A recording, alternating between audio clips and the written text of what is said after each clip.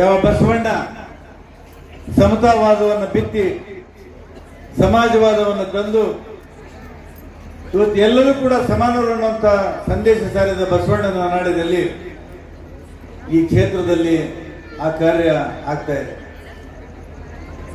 ಬಂಧುಗಳೇ, ಇಂಥ ಧಾರ್ಮಿಕ ವೇದಿಕೆಯನ್ನ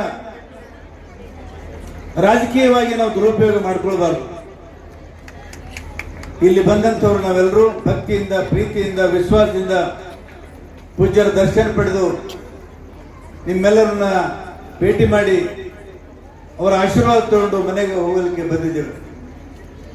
ಆದರೆ ವೇದಿಕೆ ಎಲ್ಲೆಲ್ಲೂ ಹೋಗ್ತಾ ಇದೆ.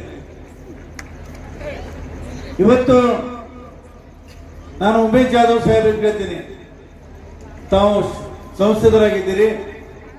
ಇವತ್ತು ನಮ್ಮ ದೇಶದ ಪ್ರಧಾನಮಂತ್ರಿಯವರು ಬಹಳಷ್ಟು ಕೆಲಸ ಮಾಡಿದ್ದಾರೆ. ನಂದೊಂದು ವಿನಂತಿ ಇದೆ, ವಿಧಾನಸೌಧದಲ್ಲಿ ಇದನ್ನು ನಾನು ಹೇಳಿದ್ದೇನೆ. ಇವತ್ತೇನು ಕಲ್ಯಾಣ ಕರ್ನಾಟಕದಲ್ಲಿ ರಸ್ತೆ ಸಮಸ್ಯೆಗಳಿದ್ದಾವೆ. ಇವತ್ತು ಅವಳವಲಿಂದ ಬೀದರ್ಲಿಂದ ಕಲಬುರಗಿಯಿಂದ ಲಿಂಗಸೂರು, ಸಿಂಧನೂರು, ಬಳ್ಳಾರಿ, ಬೆಂಗಳೂರಿಗೆ ಹೋಗಬೇಕಾದ್ರೆ ಇವತ್ತಿನವರೆಗೆ ಒಂದು ರಾಷ್ಟ್ರೀಯ ಹೆದ್ದಾರಿ ಇಲ್ಲ. ತಾವು ಯಾಕೆ ಸಂಸದರಾಗಿ ಮಾನ್ಯ ಪ್ರಧಾನಮಂತ್ರಿಯವರಿಂದ, ಗಡ್ಕರಿ ಅವರಿಂದ ಒಂದು ರಾಷ್ಟ್ರೀಯ ಹೆದ್ದಾರಿಯನ್ನ ಮಂಜೂರು ಮಾಡಿಸಿಕೊಂಡು ತಾವೇ ರಸ್ತೆಯನ್ನು ಮಾಡಿದ್ರೆ ನಿಮಗೆ ಧನ್ಯವಾದವನ್ನು ಹೇಳ್ತೇವೆ ತಮಗೆ. ಅದು ಯಾಕಂದ್ರೆ 500 ವರ್ಷಗಳ ಈ ದೇಶದ, ಈ ಜಗತ್ತಿನ ಕೋಟಿ ಕೋಟಿ ಜನರ ಬೇಡಿಕೆಯಾಗಿತ್ತು. ರಾಮ ಮಂದಿರ ನಿರ್ಮಾಣ ಆಗ್ಬೇಕಂತ ಹೇಳಿ ಕೋಟಿ ಕೋಟಿ ಭಕ್ತರ ಆಶೆಯಾಗಿತ್ತು.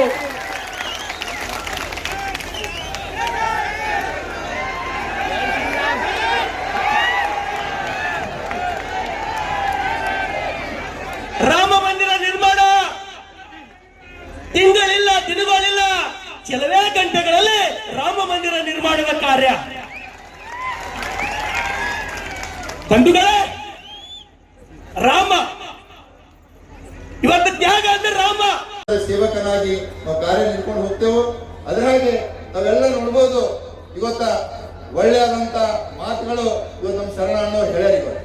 ನಾವೆಲ್ಲ ಕೇಳಿದ್ರಿಲ್ಲ, ಆದ್ರೆ ಸ್ವಲ್ಪ ಜನರಿಗೆ ಡೈಜೆಸ್ಟ್ ಆಗಲ್ಲ. ಯಾಕಾಗಲ್ಲ? ಇವತ್ತ ನಮ್ಮ ಧರ್ಮದ ಒಂದು ಸಭೆ ಇದೆ, ನಮ್ಮ ಧರ್ಮ ಮಾತಾಡ್ರೆ ಏನ್ ತಪ್ಪಿ ಎಲ್ಲಿದೆ ಗೊತ್ತಾ?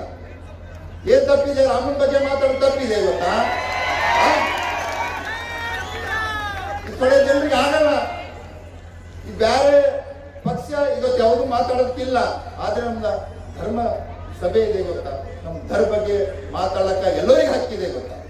ಅದು ಡೈಜೆಸ್ಟ್ ಆಗಲ್ದವ್ರಿಗೆ ಅದಕ್ಕೆ ಏನು ಮಾಡಕ್ಕಿಲ್ಲ, ಹದಿಮೂಲ ತಿನ್ಬೋದು, ಅದಕ್ಕೇನು ಮಾಡಕ್ಕಾಗಲ್ಲ. ಅದರ ಹಾಗೆ ಇವತ್ತೇನು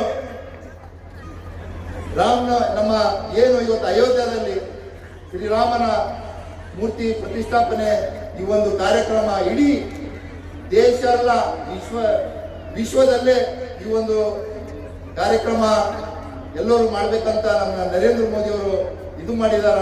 ಅದರ ಹಾಗೆ ನಾವು ನೀವೆಲ್ಲರೂ ಕೂಡ 22ನೇ ತಾರೀಕು ತಪ್ಪದೆ, ಇವತ್ತ ನಾವು ಹೇಳಬೇಕಾಗಿಲ್ಲ, ಇದು ಇಲ್ಲಿಂದ ಬರ್ತದೆ, ಇದು ಬಾಯಿಲಿಂದ ಹೇಳೋರು ಏನಾಗಲ್ಲ, ಇಲ್ಲಿಂದ ಬರ್ತಾರೆ. ಅದಕ್ಕಾಗಿ ಇವತ್ತೇನು ನಾವು ನಮ್ಮ ಹಿಂದೂ ಧರ್ಮದ ಒಂದು ಪದ್ಧತಿ ಪ್ರಕಾರ ದೀಪಾವಳಿ ಹಬ್ಬವನ್ನು ಆಚರಣೆ ಮಾಡ್ತೇವೆ, ಅದೇ ತರ 22ನೇ ತಾರೀಕು ಇಡೀ ದೇಶದಲ್ಲೇ ಈ ಒಂದು ಕಾರ್ಯಕ್ರಮ ಬಹಳ ಒಳ್ಳೆಯದಿಂದ ಆಗ್ತದೆ ಅಂತ ಹೇಳಿ ನಾನು 2 ಮಾತು ಮುಗಿಸ್ತೀನಿ. ಧನ್ಯವಾದಗಳು.